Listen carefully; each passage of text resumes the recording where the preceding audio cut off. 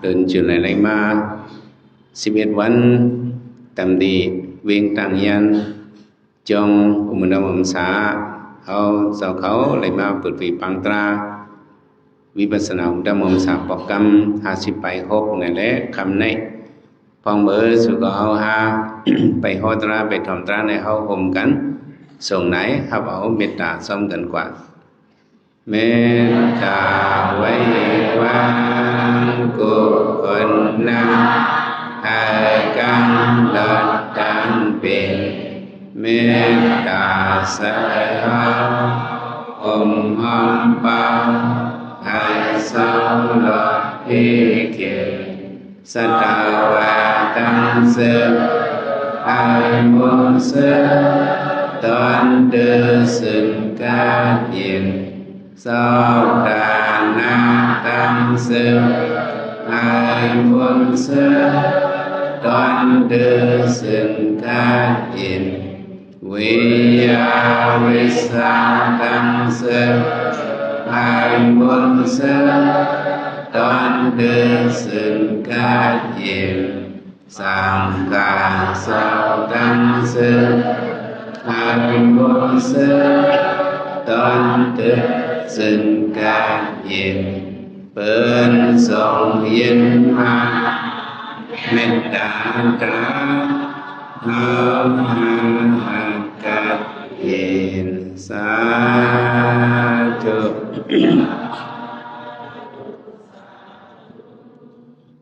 ไว้สีส่งไหนครับว่ามิตรยศมาถมตราเขาตั้งสิ่งนั่งอยู่สาล้มจะซึ่งหือในก่อนนั่งนี้ถมเอาตรากว่าเพราะว่ากวนมาไหนเผอพุละ10 ว่าพื้นสายไหวลมสีถมเอาตราอันนั้นเจ้าติสนาบันกว่าในได้อยู่ได้มาเมตตาตราสติสังเวกาบันโยกีคิงนายิงใจเขาว่าอะไรเป็นเอ็นเฮียงตรามีเสือเคยขัดใจตรากว่าถ้าทานหานั่นเนี่ยเมื่อไหร่เนี่ยที่เอาปุ่มอันนั้นได้ด้วยมาเนาะปุ่มสังสีเลมาไลเนี่ยมาข้อนี้บันตลาปุ่มสังสีเลมาไลตลาหังก็เขาด้วยหันเงาอันเป็นเนมาเน Discovery Channel มานั่นเป็นไก่เนมาเรื่องตัวสภาวะสัตว์เถื่อนสัตว์ป่าเขาอยู่เซาที่เมืองแอฟริกาเนื้อเถื่อนลงบราซิลหรือสังอะไรเจ้าเนี่ย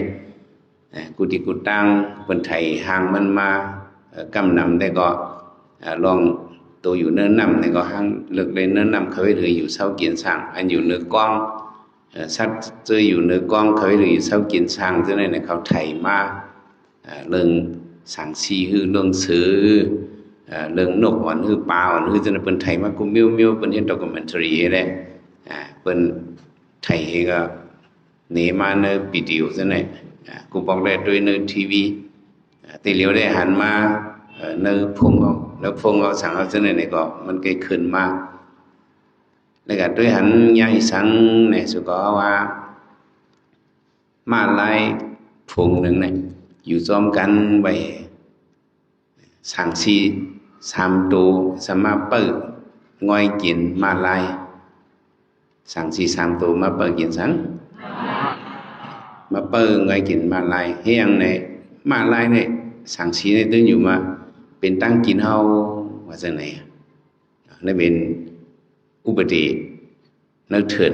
จังกาโลอังกฤษเขาว่าเป็นอุบัติเนื้อเถื่อนไม่มีตัวสัตว์เถื่อนสัตว์ป่านี่แหละทุ่งฝิ่งทุ่งมันเนี่ยอันแห้งเยอะตื่นปีกินอันแห้งอ่อนสังสารจ้ะอันนี้เพิ่งก็กัดจอยตลาเพิ่งอะไรก็การกำมันนั่นมันปีนหัวหางผังมันเนาะกำตลานั่นเด็กหูเฮ็ดเขียวหูเฮ็ดเขียวก้นเฮ็ดเขียวสัตว์เฮ็ดเขียวผีเฮ็ดเขียวว่าเฮ็ดกำลีนี่ก็เป็นอกุศลพอเฮ็ดปานาดิปัสสะตุจะเป็นตายก็เผยเฮ็ดเขียวผีเขียวสังเขียวสัตว์เขียวก้นเขียวนั่นเป็นอกุศลพระเจมว่าผีเจมมาสังมาสัตว์มาก้นว่า เพราะเหตุลองการลีเนี่ยนั่นเด็กคู่กะมันเป็นกุศลเสียนเปิงมีดีเจอเสียนเปิงมีดีเลยก็ไม่เอาหันสั่งสีสามตัวเขาเลือกอะไรล้ำคบกินมาลายตัวหนึ่งเขาล้ำคบมาลายหลายตัวในเขาเคยกินมาเนี่ยมันล้ำสั่งสีในล้ำมาลายก็miêu cổ đại có sầm dư miêu pi lại sản sinh có Malay có khát chữ liền bài sản sinh có lâm khốp lâm Malay có liền và sản sinh lâm khứ đầu này có bên khổm sẽ đang phải lăng sản sinh này bên khổm sẽ phải lăng Malay có khổm này đồนึงnày song đồนั้นก็จอมลำจอมขมจอมคบจอมมาลายก็ไปเต้นมาปิดถักcái mình từ miêu bê lại sáng xì rồi nó bằng đây có hẳn có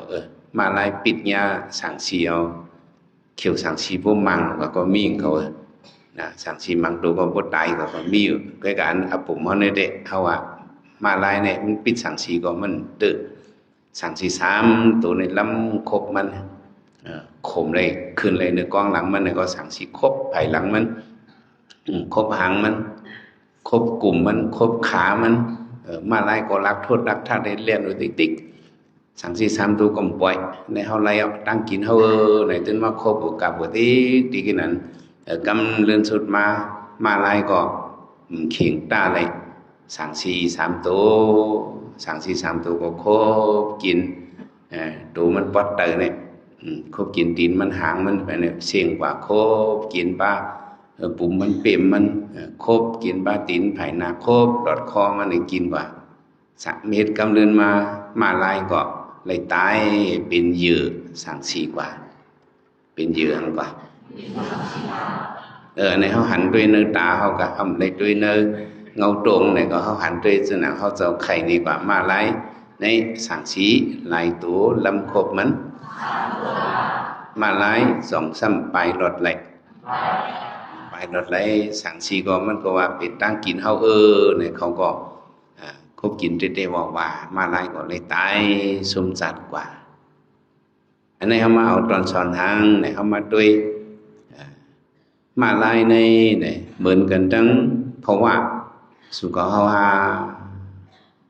ขาไว้ตูเขาเนี่ยเหมือนหนังมาลายไหมเหมือนหนังมาลายเนี่ยอันล้ำครบมาลายนั่นจะเป็นหนังลายโตมาลายไหนเป็นตัวสกอบสังสีสามตัวนั่นเนี่ยจะเป็นสังสีสรายาธิมรณะเป็นหนังก็สลายยาที่มรณะสลาโน้นเนี่ยผมว่าเป็นตั้งเท่าเป็นนังก็สลาเนี่ยเป็นตั้งเท่ายาที่เนี่ยเป็นตั้งสิบยาที่เนี่ยเป็นทั้งมรณะเนี่ยจะเป็นตั้งตายมรณะเนี่ยเป็นนังก็สุขเขาเป็นมาลายเนี่ยสังสีสลาเนี่ยสองครบครบเขาสังสียาที่ก็ครบสังสีมรณะละสองครบเขาทั้งสามตัวเนี่ยเขาล้ำครบเขาดิกอันเขาเป็นมาลายเนี่ยก็เขาก็คัดใจกว่าตั้งนาดิกเขาสามตัวก็ครบซ้ำไผ่หลังเขาดิกก็สองครบสองซ้ำเต็มหลอดก็ครบแห้งมาดิกเขามาด้วยสระนั่นก็ตั้งเท้าเนี่ยเขาไปรถเลยสิก็กระจู้เสียเจ้าเขามัดปันไม้มือขาเห็นขาอย่าไปให้ขาดเท้าสังเกตไรก็มัดก็มือไปมัดนั่นไปพอเท้าพอมัดเยี่ยวในก็มัดก็เท้าก็ขำมันก็เท้าไว้สังเกตในสระมานั่น มันเวไรมันครบซ้อมสุขภาพเนี่ยก็สละสังสีลงในครบมามันก็อายุเลยเศร้าเลยเนี่ยก็มาลายตัวในเลยเศร้าเลย สระนี่ก็ครบมาปีป้องเศร้าปีเหลือสองสามจ้ะถ้าว่าด้วยตั้งเท่าเขาเนี่ยล่ะเนาะปีกายตั้งปีในเนี่ยอันละเท่าปีในปีนี้มาอันละเดียวเท่าให้มันกึดแลในสองไรองค์ฟ้าเนี่ยอย่าไปเท่าในสองไรมันไรนะมึงไปองค์ไหนมึงไปพดเท่าพวกฟ้าเนี่ยพดเท่ากับข้าวย่ำมันนั่นสระมันเนี่ยห้ามดับเลยว่านาทีก็สิปฏิปกรเนี่ยเพิ่มกลมจังหับห้ามมันกันเลยลองเลยสระตั้งเท่าเนี่ยในเท่ากับติ๊กติ๊กอ่ะในมันเป็นสังสีในครบเขาหันเจอในตั้งเท่าในก็เขาสำติเลยเอาให้ยังเอาเฮ็ดเป็นสังเวกาเอาเฮ็ดเป็นนังสังเวกามันบอกว่าเป็นลองตื่นพันยุบนิดโกแหลองพีเท่าพีจิบพีไตพีสัมสระพีงอะไรตรีสัมปิตาสุรแกพีสัมสระทุกข้าลงในอันตื่นพันยุบนิดหูปองตื่นพันยุบนิดในอันในห้องว่าสังเวกาห้องอะไรก็สังเวกามันเป็นไหนตีหลวงพ่อยลีโกลีกาเต้ห้อยอาโลเลยหาเช่นทางออกมวลปนหลอดมันในห้อยเนี่ยเขาได้เลยมีเจอตื่นพันยุบนิดกูแหลองเลยสังสีสระนั่นในครบเขากูว่าเนี่ยต้องปั่นมันก็สองไรได้เขาหันตั้งเท่าในเขาหลงมอเอาเฮ็ดเป็นสังเวกาแหงตู่แหงเสือเขาแหงตะลาเขาหลวงซึ่งในมัดเฮ็ดเป็นแหงทองอีแต่ในใครเฮ็ดการตะลาพอเท่ามาติ๊กๆในโกนเอามันสำตีแห้งเขาเนี่ยสำตีย่อมกว่าติ๊กๆกันเนี่ยสองย่อมมั่มย่อมก็ย่อมติ๊กอันเขาได้แห้งหรือมันเป็นอย่างเสียงถ้วยใจเขาได้แห้งมาทางจ้ะเสียงข้างเขาเสียงหือเขาได้แห้งมาเล่นเปลี่ยนให้นั่นได้แห้งเขาในย่อมกว่าที่พอเท่ามาติ๊กๆก็แห้งในย่อมกว่ากุมโยลองห่างดีห่างเราก็ย่อมกว่ามันย่อมกว่าติ๊กๆอ่ะเขาหันตั้งเท่ามานั้นเขาโหลดเลยสังเวกาเมื่อปันพระเป็นเจ้าเนี่ยอันหันตั้งเท่าเหเลยสังเวกาตรากว่าเนี่ยก็มีเขาอันนั้นเป็นพระเนี่ยน้องใจก่อยน้องใจอ่อนสารีปุตระเนี่ยสื่อมันใจห้องว่าใจริวตาใจอย่างงอใจริวตาของสารีปุตราเนี่ยเขามีจิตเป็นน้องเมเท่าเขาในปุณณีสารีเนี่ยมันมีจิตปิดจริงลูกใจมีจิตก่อสารีปุตราอุบาสินาซัมมากยิงสาระเขาสามปีน้องสิสุสาระอุบาสาระเขาสามปีน้องซัมมาสินาซัมริวตาเนี่ยเขามีจิตก่อปีน้องไว้สิสารีปุตราเขากระด้วยปอยตั้งสมกลั่นน้องลองบอกกระด้วยปอยไรสังเวกาหันว่ากวนเขาเนี่ยวันหนึ่งจะเจ้ามั่มเราตั้งตายเนี่ยเขาก็ไปเฮ็ดสิยาหันก็เฮ็ดประปึกไปเลยไหวมากระทบเงียเจ้าอัสสีอะไรชอระบานกว่าสองเจ้าขึ้นมาเป็นตะเปพลาเลื่อนลายมาเป็นยาหันตากว่าเพราะเป็นยาหันตากไปเอาในสารีปุตราเนี่ยมันก็อ่อนเอาน้องยิงน้องใจมันจะเนี่ยเข้ามาในศาสนาอุปสินาเขานั้นน้องใจอ่อนมันสองใจน้องยิงมันสามยิงเข้ามาในศาสนาเขา6 ปีน้องเนี่ยมาเป็นยาหันหมดเป็นยาหันตากหมดก็การอันกึดเนี่ยกึดภายในกึดน้องใจก่อยเขาใจริวตาตึกเลย7 ขบ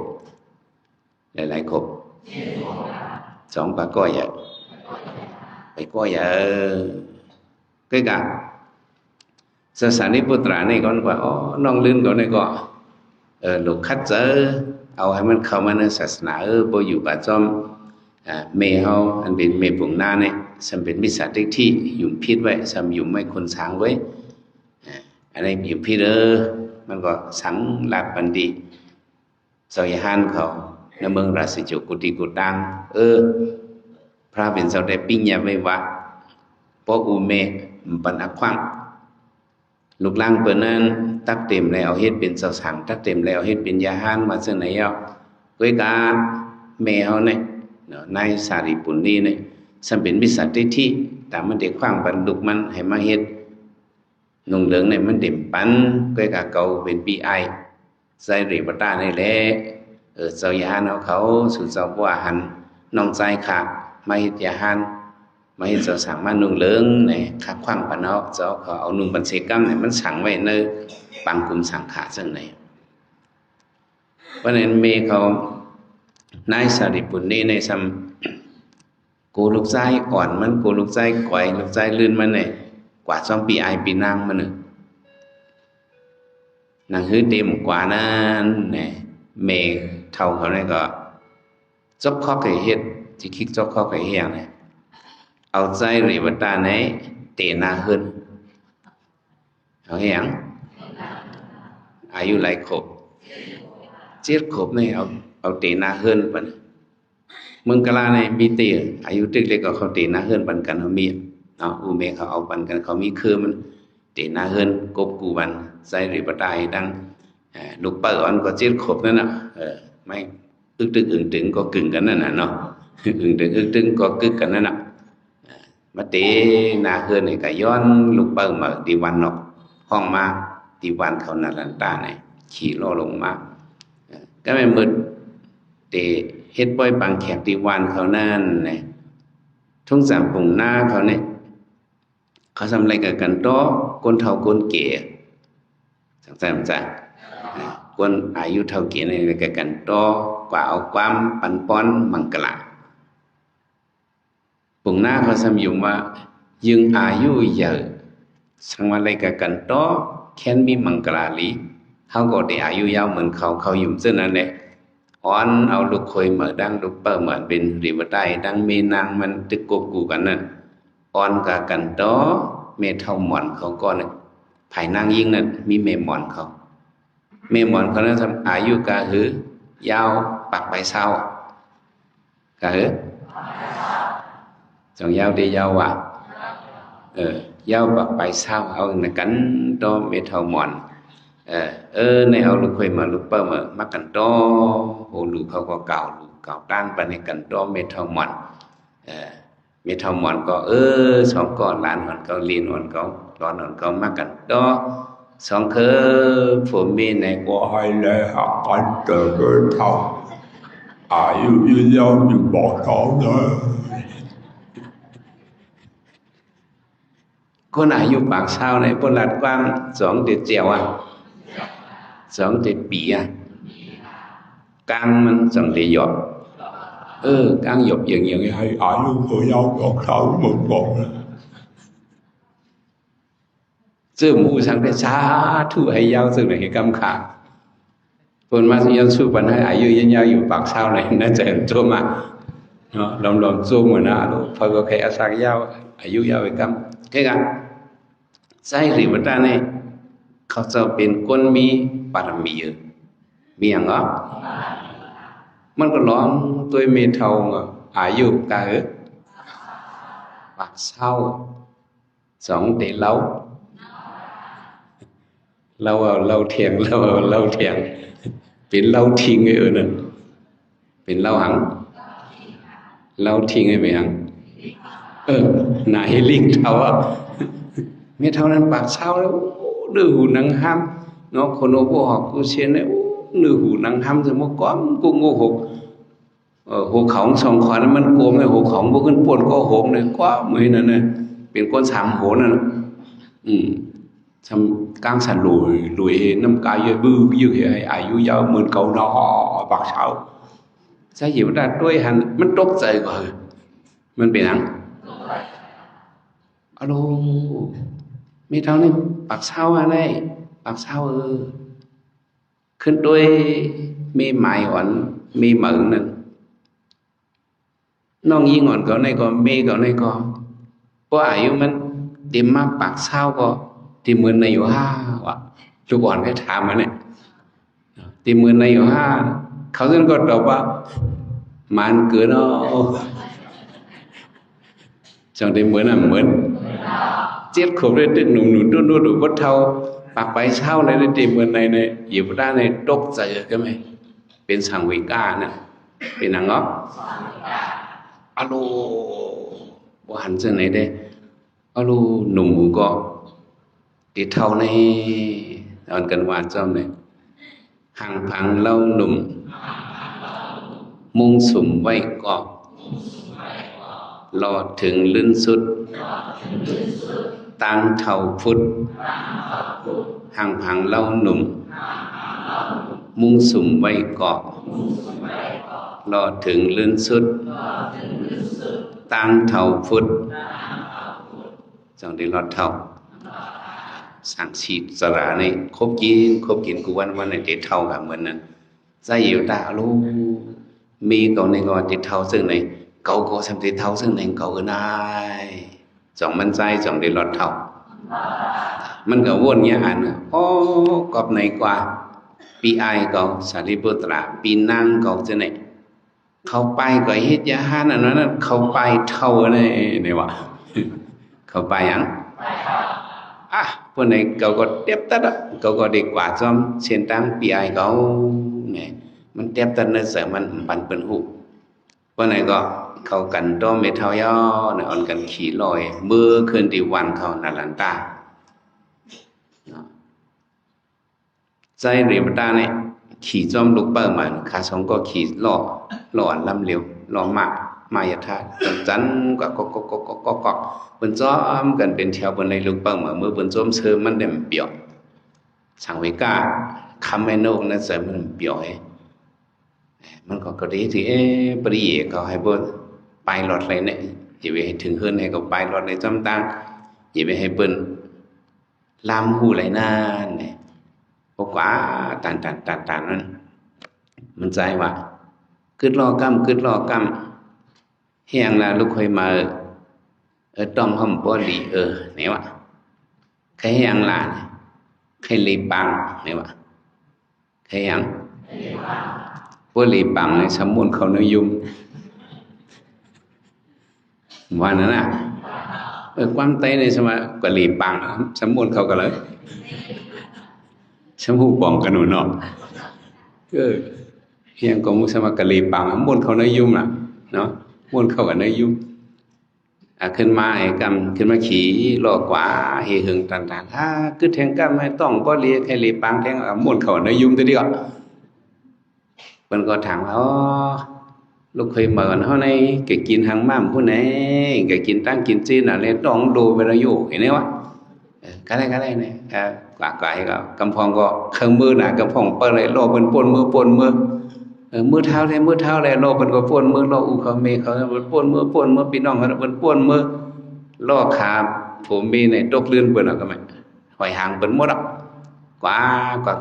sai với ta này cứ lo thành cam này lông quảiขึ้นมาจำบ่ไก่วันนั่นnàyก็ไม่ก็มันก็ลงไปจำได้เพียววันเนาะลูกเปิ้งมาเดี๋ยวดัง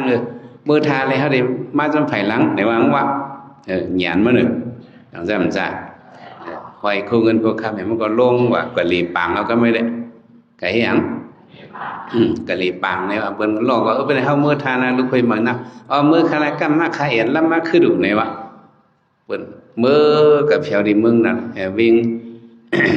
อย่าใส่จูบว่าเพียวดีวันน่ะหลังตานั่นเป็นเพียวมัวเราลูกคุยอ่อนเนี่ยบอกไม่มันใจไปเข้าเถินไปดึกอย่างแบบไปเข้าเถินกว่าให้โอ้เขาในสำนุงไว้โคเงินโคคำเป็นลูกคุยเหมือนเป็นห้อยบรรลุสลอยช่วยเกี่ยวกูสามกูไม่เป็นห้อยบันพวกเป็นหันอันนี้เนี่ยเป็นใครเงินคำเนี่ยเป็นจางเอาก่อตายว่ามีหยันวัวเนี่ยลูกอ่อนเนี่ยชิดขบไว้จังจ้าวันไหนก็มักแผ่นเกียนหูมันจะนั่นมันโปดเป็นมวนให้เอาตังไว้ติดต่อไม่ให้เผื่อหันก็ให้เป็นตาหน้าเขาจุนไปเลยเนี่ยให้เป็นตาหน้าเขาเนี่ยว่าเพิ่มมาอะไรกว่าก็ให้เขาเลยกินเหลืองนุ่งเหลืองให้ได้กลุ่มทนบนตาหน้าเขาโตขึ้นให้ได้เลี้ยงต้องเลี้ยงหนิงเขาล่าเนี่ยสายคอสายคำมันโปดเป็นมวนเลยนุ่งโคซับเนื้อนี่ ไปเข้ากันนึกถึงนั่นคือก่อนย่าจ้องสยานเขาจ้องหนึ่งเข้ากันนั่นนั่นเองอ๋อเจ้าเขาขาดซอยขาอีกหนึ่งขาดเขาเป็นน้องใจเจ้าสารีปุตราอ๋อ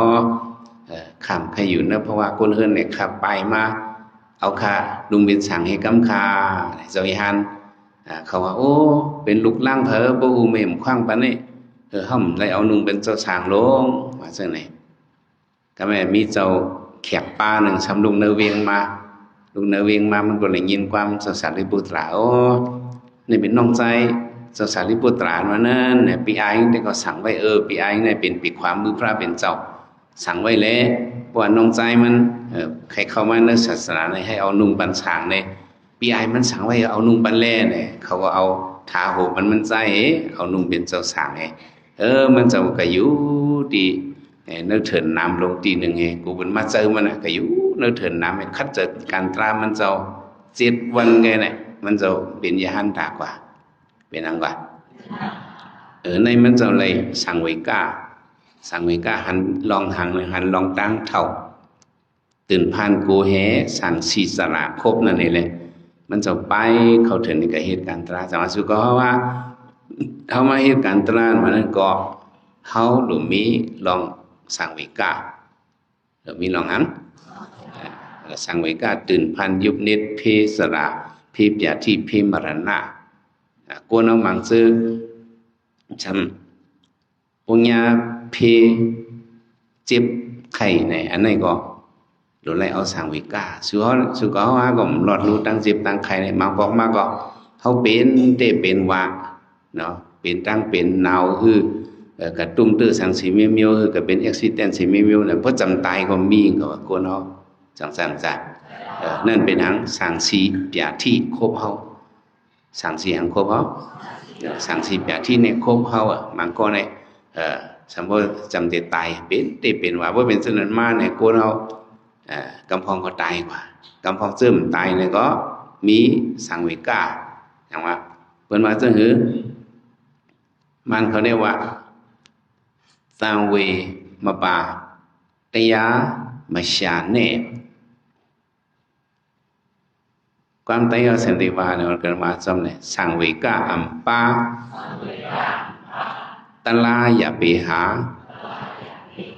สังเวก้าอัมปาตลาอย่าไปหาว่าก็ในพวกมีสังเวก้าเนี่ยมักเข้าปังตลาเนี่ยก็ตลาเขานานขึ้นก็พังแห้งอีท้องไผ่หลังเนี่ยปมมีเปิ่นกับเข้าตลาก็กับเข้าซ้ำเปิ่นกว่ามีสังเวก้ามาเข้าตลาเนี่ยมาเฮ็ดกันตลาก็มันเฮ็ดเตะมันก็เฮ็ดปนบดปนวัดมันก็มาเอาเกี่ยวมันไงเฮ็ดนี่ก็มันสังในตลาแต่ไรมีแห้งสังเวก้าท้องอีไผ่หลังผมมีแห้งสังเวก้าท้องอีเนี่ยมันสังในตลาเหมือนเขาจะมานุ่งเป็นยาหันเนี่ยก็เขาก็มีสังเวก้าอันหนึ่งเนาะเจ้าก็ขึ้นจันจอมสีดอนติตาก็เลยดิมันเลยบอกมาตั้งยันยาพองออกว่ายาพองออกว่าบอกมาถึงที่ตั้งยันนี่ทำไมกระตุ้ยเป็นปิดหมักหนังดังว่างหมักหนังวันออกเวียงเนี่ยกระตุ้ยปอกมาขี่สปินขี่แรงให้ปอกมาตั้งยามเจ้าเมื่อเล็กใกล้กับเขาเวด้วยห้องยาไก่เหียงใกล้กับเวเขาด้วยห้องยาแห้งใกล้เขาด้วยห้องยาเนี่ยปีขวยเอาโกอองจอลุงอองจออันเป็นโผแชมาต้องเนี่ยเขาจะเป็นก้นเหตุการณ์ในห้องยาเฮิรนเขาจะมีแข่งกันตั้งห้องยาเขากับมือหลีกับบุญตั้งอีสามโน่นเขาอีสามแช่งเขาไอแข่งเขาจะนะเป็นปานเลียวกันทั้งมือหลีเฮิรนเขาใกล้กันหลีด้วยห้องยาจิมก็เรียกจะเขาประกาศหันก้นเท่ามีอยู่ลีฮื้อเม็ดเท่าในเท่ามีอยู่ลีฮื้อกระทำอยู่กันละมาอยู่วันละมาเป็นฮื้อมาอยู่ปอกเลยนะกระทำเปิดในหลวงเขาว่าเพื่อนเขามีปองในใครลัดมันจะไหนเนี่ยเขาเรียนเมื่อเฮือนข่อยเมื่อลัดปันในก้นสุกก็ในบุตรเขาก็ในปากก็ในหลุดซึ่งนั้นว่าเนี่ยเมื่อลัดปันก็เฮือนเปิดบางบอกกระหัน ไม่รู้อ่อนเลี้ยงเขาเกิดลูกนะเข้ากันนั่นนะไม่รู้อ่อนเข้ากันเพิ่นว่าก้นใจมันดีเขาที่นี่ก็เนาะเขาถามสิลูกสูเป็นก้นใจก่อนนะก้นยิงก่อนนะก็ถามซะเนี่ยใครเม้นเห็นไม่ก็หลงเกี้ยงในป้าไม้ก็ ถึงที่ว่าพอมันอายุเจ้าเลย10 เก่าหรือกระตุ้ยป้อยหมังนางเอบอกมาเวด้วยห้องยาอันเฮายามด้วยนั่นกระตุ้ยไผ่ก้นยิงมาลัดมาเพียวที่ห้องยาห้องก้นใจอยู่เข้ากระตุ้ยนั่นน่ะการไต้ก็เจ้ามือเล็กเนาะการไต้ก็เจ้ามือเล็กลูกใจปากคำลาเนี่ยเนาะปากคำลาอันขายโคนอากาศซื้อมันห้องมาไอเจิดผิวห้องเลยห้องไอเจิดผิวน้องใจเป็นไอเจิดนี่อันปิดปอลุงเขียนนั่นน่ะเขาเป็นคนปิดปัดปอลุงห่มกันเนาะ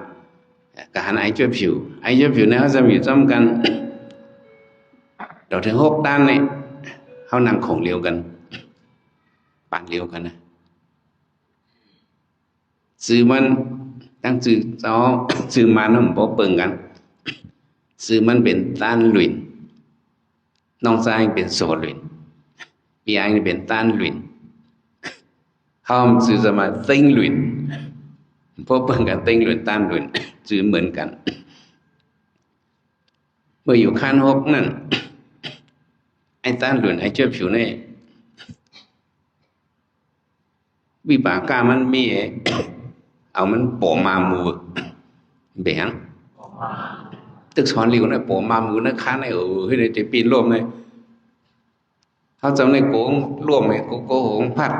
แต่มันตะลินโกพัดสไตล์เนี่ยเขาก็หอบมันไว้ก็หอบมันไว้มันก็ตั้งเตีนให้ไหนก็น้ำลายปวกมันก็ออกส้มปวกฝึกเพิ่นก็ว่าให้ใช่เมื่อเป็นหอบมันปวกผมตื่นมาก็เป็นมามือโกไต้ก็อย่าดกนั่นน่ะหอบมันเหลียววางลงหรือเนี่ยกำมามันเตเนี่ยก็โลฝุ่นปอกส้มหมูฟูนั่นนี่ก็กำปอลมมาหมูปีนั้นเอามันออกย่องไปเลยตัน6ก็มาเฮาขึ้นตัน7ตัน8ตัน9ตัน10เฮาก็ขึ้นสั้นจอม11ตันกว่ากัน5 ปีซะนี่พันมาจองมาขึ้นมือต่างยันหนึ่งบอกเป็นเทียนไหนมามือไหนก็ยินเขาอ่ะไอเจ้าผิวได้ร่มมาหมูมันแค้นเป็นหนตีกี่ไหนถามยาน้องใจประมาณนั้นเดี๋ยวปอกนั่นก็หันมันขึ้นห้องยาไหมอยู่ลีก็หันแมงปากคำล่างเงาอันนี้ต้นเป้าเป็นเนื้อคาเนี่ยไอใจไต้ก็มือเป็นในนา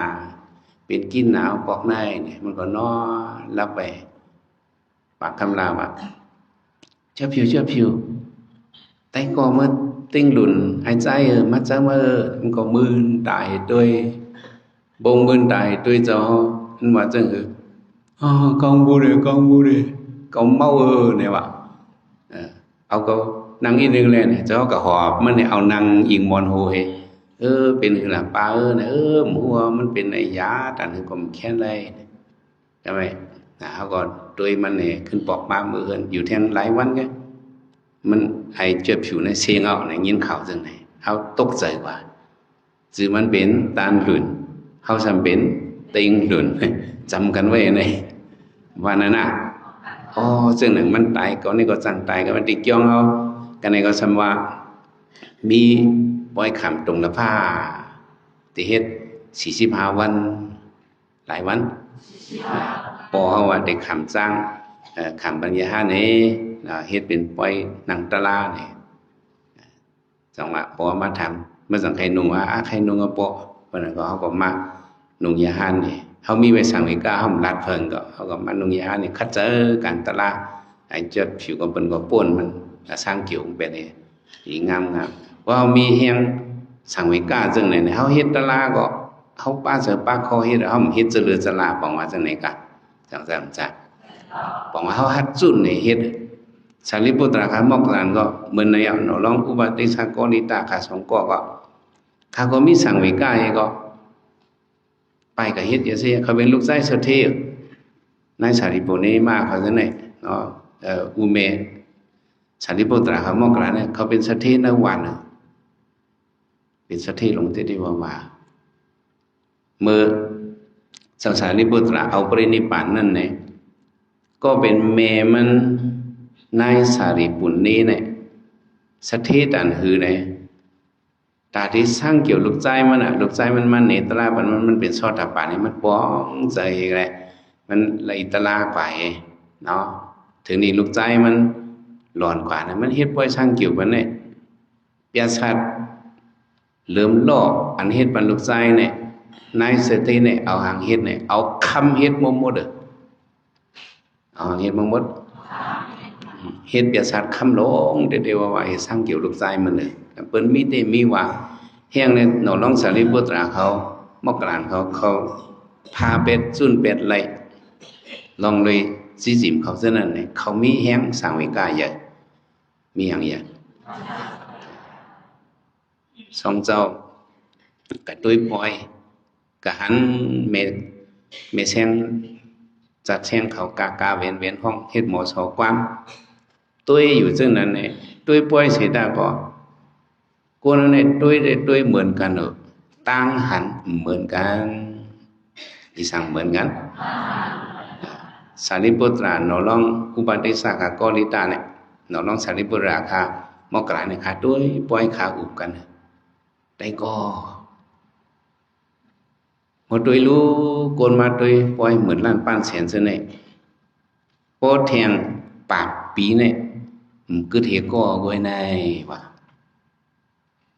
khá buồn tôi đây tôi bôi mượnกันตั้งหันเนี่ยเหมือนกันจังซะบ่แห่งปากปีเนี่ยคือเทก็ป้าเก่าป้าเมื่อคือเทก็ในได้ก็สารีบุตรว่าเนี่ยอาใจเตี้ยเนาะสุขภาพก็วนด้วยเลยสังสีมรณะว่านั้นบ่แห่งปากปีเนี่ยเฮาจะได้มาเผียวดิจ้องอูนทั้งหมดสารนี่แทงปากปีเขาเคียนกันเขาขึ้นมาญากันในกูก็นอเนี่ยเผยดีมากเลยดีกว่าเลยหมดละสองเดือนรอดห้าสังสีสังสีมรณะดีมากครบผมรอดให้ก่อเนี่ยสองเจ้าเนี่ยหันว่าอ้อแทงปากปีมาเนี่ยมันกึศใช่ก็เขาจะในกลมกึศวันไหนได้ก็เขาวนโดยเนื้อโลกาเนี่ยมันตื่นมีอันสารคัดกันว่ามีอย่างกันอันสารคัดกันเป็นจังเหรอพอมีอันใหม่ก็แต่มีอันสังแต่มีอันกัดพอมีอันเตียมแต่มีอันพอมีอันเผือกแต่มีอันลำเนี่ยมันมีอันสารคัดกันพอมีอันลีหักแต่มีอันลีจังพอมีอันหางลีแต่มีอันหางซาเนี่ยเขาวนอันไหนในโลกาเนี่ยนะได้ก็มีอันสารคัดกันมีอันเต็มมีอันสงมีอันเลิมมีอันลำมีอันเผือกมีอันสารคัดกันกูเมียวเนี่ยเพราะว่ามีอันตายเนี่ยก็อันสังเต็มอันตายนั่นก็เต็มมีเขาวนหันเจอไหนกูนั่นเนี่ยสุรารีบดตายเลยมันจ้างให้ถือลงหน่อมันจ้างฟ้องเลยเลยลื้อเนี่ยตึกกันให้ก็กำน้ำเนี่ยวันนั้นน่ะเราลองสารีบุตรถามมกราเนี่ยวนเจอไหนนะพอมีอันตายก็อันตายนั่นเต็มมีอยู่ได้ก็วันไหนหาเดถือหากว่าหาเท่ากับหาตารางอันตายมันจะมีในโลกาเนี่ยก็เลยจุนเป็ดอันเป็นลูกใจสารีบุญนี่เนี่ยมีจีจิมนั้นแล้วก็เขาฮัดจุนเนี่ยก็เบื่อหังเขามีสังเวกามีอย่างก็มีสังเวกาเนี่ยฮัดจุนฮัดเฮ็ดเตะกับเฮ็ดเจสียางก็เฮ็ดเตะสักสีธาตุก็ฮัดจุนหางจุนของมันฮัดจุนเป็นลุงลังนางมีมันเนี่ยก็เบื่อหังมันจะก็มีสังเวกามีอย่างก็สังเวกาสระยาที่มรณะมันหันก้นเท่าหันก้นเป็นหันก้นตายเยาก็หันยาหันต่างๆนี่มันจะมีสังเวกาหันก้นเป็นหันก้นเท่าก้นเป็นก้นตายเนี่ยมันจะหันอันไหนเลยหนังอึดบ่มีอันเท่าในอันเท่าแต่มีบ่มีอันเจ็บในอันเจ็บก็แต่มีบ่มีอันตายอมตะอันห้องว่าอันตายก็แต่มีนี่แหละเขาดีกว่าหาเนี่ยมันจะจุ่นนี่แหละมันจะกว่าเฮ็ดอย่าสิอย่าหันเกี่ยงตำตาราง6 ปีจังอะไรเป็นพระเนี่ยบ่มีแห่งสังเวกาแห่งอย่างในเด้เปิ้นกว่าตั้งนาก็เปิ้นขึ้นถอยเปิ้นขึ้นหนหลังจังซั่นจ้ะเปิ้นเฮ็ดสังก็เปิ้นเฮ็ดเตะๆมันชื่อว่าเฮ็ดตอดเตะ มิวตลาเนี่ยก็เหมือนนั่นนะว่าเฮ็ดเต้ๆก็เฮาไหลเต้ๆบ่ยอกี่เขามาเฮ็ดตลาตอดเต้เนี่ยก็สำเร็จไหลหังไงล่ะในตอดเต้ก็ว่าไหนยอกี่เขามาเข้าการตลาบอกในเฮาจะได้ถามด้วยยอกี่เขาติเฮ็ดตอดเต้หาติเฮ็ดเต้หาตาได้เคยเฮ็ดเต้นั่นแหละลูมีสังวิกาลูมีหยังก็สังวิกาเฮาเอาเหมือนในได้เฮาสังวิกาสังสีหลายโต3โตจงครบเฮากูวันจำได้ตายมากูวันก้อยมาไล่ตัวนั้นก็อยู่ก้อยใส่ใจมันปวดปอดกว่าติดๆกันสังสีครบกินไผ่หลังมันมาคบกินตั้งโกนมันขึ้นมาเนาะคบกินค้างปูดกว่าดังสองคนคบกินไส้มันคบกินขามันไผ่หนักคบกินปลาคอมันคบกินปลาโหกินกว่าก็มีแต่หมดกว่าดังโตเลยเขาก็เหมือนนั้นเนาะเพราะว่าเขาสระพิจติมรณะคบข้าวยามเขาเสียงก็อาสาเขาเสียงพวกข้าวยามเสียงก็เอียงเสียงข้าวยามหมกันนำมากกว่าเป็นอายุว่าเป็นสายเจอเข้ามาข้าวยามมันในเสียงกว่าที่กันนี่เจอมาเข้าบางตราบางเจออายุเศร้าเลยนี่ก็ทีเดียวอายุกูเนาะเขาไว้ว่ามี80เขาว่านี่เลยก็เอาซื่อๆว่านี่ก็คือดู75เขาว่า80มันสอนง่ายอีนึงเขาว่าสุปานกูเนาะมี80นี่เจอในอายุเศร้าขึ้นหรือนั่นนี่ก็บ่มาตัดด้วยนี่มันกว่า4ปุ้นนี่หมดกว่าปุ้นเนาะหมดกว่ากัน4ปุ้นนี่หมดกว่าปุ้นเนาะถ้ามันมาลายนี่ก็สั่งสิกินตัวมันนี่4ปอดนี่หมดกว่าปอดเนาะจังซั่นหมดกว่าปุ้นเนาะจะมาเข้าตลาดมังซื้อ40ขึ้นหรือจ่องป้านั่นหมดกว่ากะเหือหมดกว่าครึ่งเอาหมดกว่าครึ่งเอาบ่กึดนำเอาเว้ยจังซ่าหมดกว่าครึ่งเอาแน่จะมาเข้าตลาดนี่มังซื้อก็60เหลือบ่ไหน3ปุ้นนั่นเนาะ4ปุ้นนี่หมดกว่า3ปุ้นเนาะบ่กึดนำเอากึดบอดก็โหมให้อยู่ใครกึดทางเอาเนาะจำกันติดกันแน่เจือน70-80ขึ้นเลยเนี่ยก็เมื่อหนังสังสีครบหลอดคอมาลายไว้ครบหังไว้ซื้อมาสังสีมาจังได๋เขาพูดดียามตัวชัดในเพราะเขาครบในคนมาครบเตียนอ่อนๆมาครบตีหลอดคอในก็โดดได้ก็เอาจังข้าวยามเฮา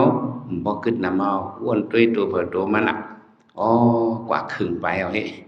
บ่กึดนำเอาเฮ้มือตึกกึดอยู่ในเฮาที่เฮียงล่ะที่อยู่หลอกอยู่หลายในห้าที่ปันมันครบกว่าจังได๋หลายห้านี่อย่าไปไว้ใจจังนั้นเฮาหลหาการออกหลอดหาการสังการออกหลอดนี่เฮาได้เฮ็ดข้าวเลยล่ะแต่มันกันมาซ้ำเนี่ยมือไปเท่าในหลีเฮ็ดไว้ตั้งหลีในนำหลายมือไปเจ็บใน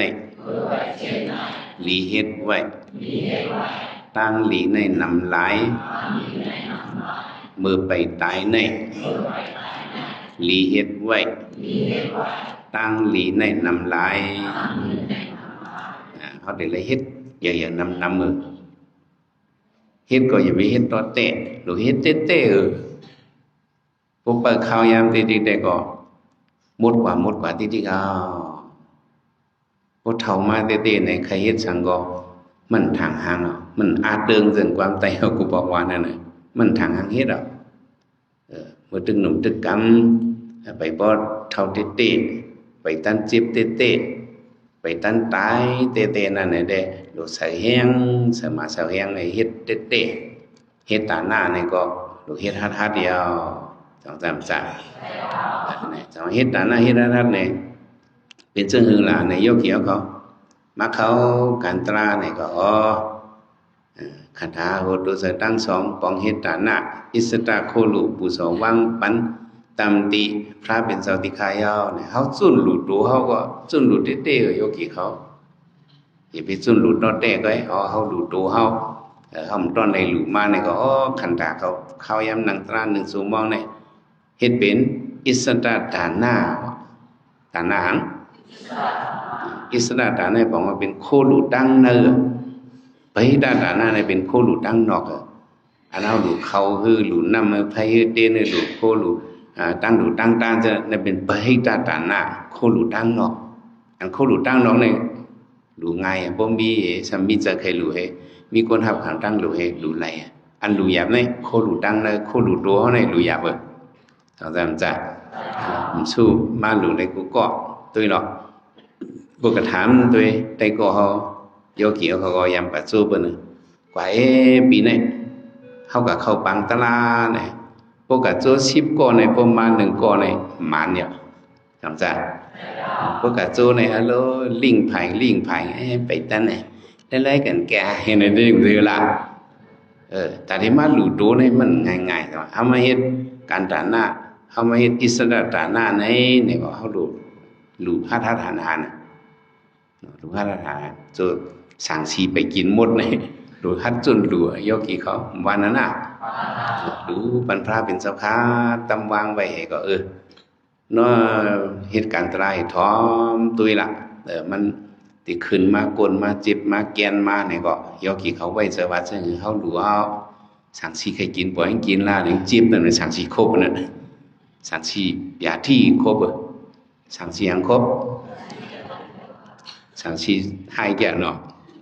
2เลิกนาเรียกนาใหญ่เกิดอ้างได้เป็นมูลเจ้าเข้ามาครบใน2วะได้เป็นนายขาวเข้ามาครบ2วะอันได้เป็นโยกีใจได้เข้ามาครบ2วะโยกียิ่งได้เข้ามาครบ2วะมันเลิกนาเพอนะสระอย่าที่ซะเนี่ยตั้งจิบโยกะอาจจะเนี่ยมันเลิกนาเพอมันครบอยู่ในเด็กเขามานั่งตลาดเขาเฮ็ดตาหน้าเนี่ยก็เฮ็ดฮัดจุนดุเตะเฮ็ดศีลาเนี่ยก็กำศีลก็กำศีลมันเฮ็ดภาวนานี่ก็ภาวนาไว้ตัวนิมสนิมติเดียวว่านั่งอยู่ถ่อมตัวตลาดในตัวเฮาเนี่ยอันนี้สังขยทินะทุกขัมปิยทินะอนันนะอาสารกัตถินะมาอันนี้สะตัวขันธาเนี่ยมันกึมทุกขัมปิยทินะก็ว่ามันเป็นเพแหละเป็นทุกขาอนันนะอาสารกัตถินะมันมีร่อนแก่นมีแคลเซียมอะไรมันคือตัวเก่ามันคือของเก่าเนี่ยเขาได้เลยใส่เสในนั่งมีถ่อมตัวอันในบุญโยกีเขานั่งตลาเดี๋ยวมึงฝึกกว่าคำไหนว่านั่งเนี่ยก็มันติดเจ็บมาโค่นมาขึ้นมาเน็ดมาหนามาพอเป็นจากนั้นก็โยกีเขาถ่อมไปเจอหันเขาหลัวลงตัวในจุนหลัวสั่งชีสั่งชีเปียที่เมื่อใครครบเสงปล่อยมันครบแล้วเนี่ยจุนปันมันหรือฮัดจุนนายโยกีเขาจังจ้ะอันเขาตึงมีเอ็นมีเฮียงมีเสสถายจุนหรือไว้ทาในเนี่ยอันนี้มันเข้มแหลบปุนตาหังเข้มแหลบปุนตาเขาได้เลยญาเพสังสียาที่มรณะครบเต้ๆนั่นน่ะตีเหลียวมันไปครบเต้เนี่ยมันไปครบเอ็นก็เนี่ยครบเอ็นก็บ่ขันจะนั่นจ้าพวกครบเต้เนี่ยจ่องได้จึ๊ดมันจึ๊ดสุดด้วยล่ะสังสีครบมาหลายเนี่ยบ่ถึงกำลูกครบงานที่นึงครบดึกๆกำเหลียวแต่ในมันไปครบเต้เนี่ยเฮาพึ่งเกตถ่อมตัวมันเฮาลูกพึ่งแต่เป็ดสักแก่ได้ที่นั่นน่ะเฮาจะปฏิสวรรค์กว่ามันคือตัวเก่ามันเป็นขันธาอุตุเสตั้ง2เฮาบ่ดูวันพระเป็นเจ้ายาวสังสีเปียที่สังสีมรณะเมื่อครบซึ่งเอาเมื่อวานแล้วเนี่ยเฮาพึ่งส่วนปันมันบอกว่าเฮาตึดเป็ดจะหักตัวน้องว่าสามยศิลนั่นเขาฝึกตึดอันไหนเขามานั่งกันตาในเขาว่าจุนตัวจุนจะมาเขาจุนไปทางจุนเป็นจะหักตัวเขาจุนไปทางนักโลกาเนี่ยนักหักให้เป็นเป็นตัวเสาก่อไว้หนักอัตตาสมัมเปลี่ยนนาทีอันหักให้เป็นเป็นตัวเสาเก่าอันหักให้เป็นเป็นตัวเขาเนี่ยนักโลกาเนี่ยเขาหักให้เป็นเขามาเอาการตรายเอาศรัทธาออนไลน์แหละเอาสติอ่อนเกียมซ้อมให้เอาตั้งคัดเจอวิทยาหนุนห้อมพาย เอาสมาธิเสนิมันsaoไม่เอาญาณปัญญาเนี่ยยับจ้อมตัวมันตรงตรดนิสัยคดงานก้นมวยมันเป็นมาจากไหนก็เอามันว่าเป็นสะพอตรามันเป็นสะพอตราเขาเปิดด้วยห้อยตามสังสียาที่ครบอยู่นั่นเขาพึกมันครบด้วยต่างพอถึงกำเตงก็เขาหมอเย็นอะไรกันว่าเขาพึกไว้จากไหนเขามาพึกมือการตราเนี่ยพอถึงกำเขาเดี๋ยวรู้หายตายคอยมาเนี่ยมรณะตั้งทุกขะยาที่มันเด็ดถึงจิกถึงจอมมันตั้งทุกขะมรณะมันเด็ดถึงจิกถึงจอมมันต้องเอาสายเสือเอาชีวิตติ่งตรีเขาพวกขัดยศกว่านั้นมันจึกเขาสองเด็ดจึกบ่มพึกให้ไว้วางเสยลองว่าเจ็บตุ่มบันเจ็บเสยมาบ่มมาพึกด้วยเนี่ยเขาหมอไว้เสยอะไรสองเด็ดหมอไว้เพราะว่ายกเกี่ยวเขาพึกเหตุการณ์ตราไว้ในได้ก็เขาหมอไว้วางเสยในเสียวเพราะว่ามันจึกตัวเขาเตะมันเป็นเฉพาะเวทนาก็ในมันเป็นสังสีเปียที่ครบเขาก็เปิดด้วยอะไรอันนี้เอาเฮ็ดเป็นตียักตะลาเขาน่ะมันครบงานยึกในก็ในมันเป็นตัวคันธะมันกึ้มมันจึงเป็นตัวรูดเหมือนกันทั้งหมดทั้งเสียงเอาว่าจะหักตัวเขานั่นเนี่ยมันได้ใจกว่ากำลังน้อยตัวทั่วเขาเนี่ยมันได้หู้หันลองว่ามันสื่อตัวเขาเตะเพราะมันไปเหตุการณ์ตราบุพระเป็นสมเป็นพระมโหตราเนี่ยก็เขาก็ได้ยืนว่าเป็นตัวเก่าของก็อร่อยเฮียงเป็นมาเจ็บปูแต่ไหนเฮียงเป็นมาจอยกันเขาได้ออกสลัมต่อซาว่ามาพื้นการตราไว้ได้ก็เขาได้หมอไว้ว่าเจ็บตุ่มเจ็บเสือเขาหมอไว้จังไหนก็เขาได้อยู่ซามันได้เจ็บตัวไว้มันเจ็บเสือเขาอันก้นเขาเนี่ยอันเจ็บเสือเนี่ยมันหมอไว้วางเสือเนี่ยมันหมออยู่เศร้าเลยมันมีลองสังขารเลยเราก็ทำเป็นไหนเพราะมาพึ่งการตลาดวันนั้นเด็กแต่เอาเดี๋ยวหมอไว้วางใส่มันมีในโลกาเนี่ยยกกี่เขาต้องไว้ละสุขภาพเนี่ยเขายังพึ่งมากุมเบี้ยวการสังเสริมมาเขาอยู่ในสัมสาระเนี่ยมันหึงฮีหนาวรู้เป็นมาเพราะว่าสัตว์ปานกุมเบี้ยวเขาเป็นมากุมเบี้ยวเขาเลยหมอพึ่งมากุมเบี้ยวพึ่งหอกายังพึกมาหลายจัดหลายปันเนาะพึกเหตุการณ์เมี้ยวนั่นพึกเหตุการณ์เมี้ยวนี่พึกแดมดิกเมี้ยวนั่นพึกแดมดิกเมี้ยวนี่หมอมาจัดหมอก็จัดหนึ่งมันตื่นหมอไม่สองสามจัดเขายังพึกมากุมเมี้ยวcái rằng anh không bị em phước hiệp bọt này phước tại này không bị em phước hiệp bọt không bị em phước anh lớn anh phước tại này không bị em bữa nàyเขาจะไม่được tại là tạiจุลจลาหังผางมันก็กะก่อนตอนอ่อนเนี่ยตายจุลจลาวะตายขาฝงกาเป็นวะตายเจอเหรอตายกาฝงกาเป็นใครตายถือปล่อยตายเขาหมอไว้วางใส่กะเขากำอย่ามุนสูงในเขามังยาศาสนาพระเป็นเจ้าเนี่ยพระเป็นเจ้ามาสอนบันไล่ไว้วางใส่ไล่อยากด้วยขันธเป็นลู่ให้พวกปองอนิจจทุกขอนัตตาให้หมอก็เป็นติ๊กที่ลงมามันสื่อตัวเก่ามาคิงในยิ่งใจมันเป็นยุคหนำนั่นเองในสมัยยุคนั้นอย่างพระเป็นเจ้า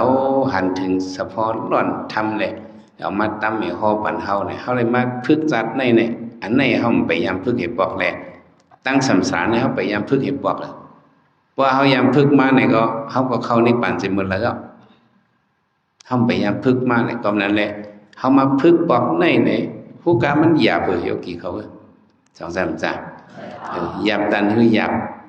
เนาะมันหรือเลยตั้งคัดใจเขาสองได้หรืออะไรหรืออะไรพึกกำเดียวให้หมอกำเดียวได้ครับมันนั่นมีสองนั้นนะมันนั่นมีพึกกำเดียวให้หมอกำเดียวเนี่ยมันนั่นมีต่อเขาพึกขี่แหลงพึกขี่สปินเนี่ยมันหมอกำเดียวก็รู้สองหมอกำเดียวกับพึกขี่วันเดียวให้หมอเนี่ยมันนานมีอะไรพึกหนึ่งวันหนึ่งอิดก็เพิ่มไปหมอไปเหรียญเลยมังกำก็ก้นขี่สปินสังจากมังกำก็สปินขี่ก้นสังจากนักแข่งฟุตบอลพวกเขาพวกการมังกำก็เขาขี่เลี้ยงมังกำก็เลี้ยงขี่เฮานั่นน่ะมาพึกการตราก็เหมือนเนี่ย หังกำก็เขาขี่เวทนาหังกำก็เวทนาขี่เขาบางปอกก็เขาปีมันบางปอกก็เขาการมันเขาซุ่มมันพิงทุ่งมันอ่ะให้กับพึกกะติ๊กเด็ดเขาที่หมอมากอ่ะตั้งถ่อมตะลาเอาเป็นอินเฮียงตะลาลองไว้วางเสือเขาตะเลหรือไว้พอเขาพื้กว่าเนี่ยเพราะมันเคยเข้าหลอดมันมาเนี่ยก็แพบในกำก้อยสอนไว้เขาหมอไว้วางเสือหมอยักหมอด้วยวันไหนเนี่ยได้ก็เอาดีป้วนหลอดไหลแต่ว่าข้าวยำเขาตัวเผยตัวมันสอนด้วยละสั่งซีเนี่ยกินกว่าน้ำเนียนยาวพอกึดน้ำสังยาวสองสามจ้าอย่าไปเปิดขิงอย่าไปเปิดข้าวแต่ว่าเมื่อไปเท่านี้หลีเฮ็ดไว้ตั้งหลีในน้ำไหลเมื่อไปเจ็บนี้หลีเฮ็ดไว้ตั้งหลีในน้ำไหลเมื่อไปตายนี้หลีเฮ็ดไว้ตั้งหลีในน้ำไหลในเขาหลุมีสังเวกะเนาะสังเวกะป้าตะลาอย่าไปหาเพราะเขามีแห่งสังเวกะนั่นเด็ดอินแห่งป่าหวานนั่นเจอเขามันดีแห้งเยอะอันนี้มันเบียนแตกเลยพอมีแห้งสังเวกานี้มันจุนหัดไหลเตียวในอะไรปองใสเหมือนในมาปั่นสปอตราเกี่ยวเขาอะไรมีสังเวกาปองใสลองเลยสังสี3ตัวครบมาไล่นั้นเป็นตัวเสาเก่าสังสี3ตัวนั้นเป็นสังสีสลาตัวหนึ่งยาที่ตัวหนึ่งมรณะตัวหนึ่งเนี่ยครบเขาอยู่วันมันขึ้นกึดหรือนั่นมือมันไปครบยาวนั่นเขาหลุดคัดเจอเหตุการณ์ออกมวลปนลอดให้บริตำเสือในให้เลยมีสังเวกาหัตถนานี่แหละคัดเจอการตรากะก็ให้เลยจิวทบยาตราทุตราเมียตราเสตรามันกันขันไว้สกำลุยตาเนาะ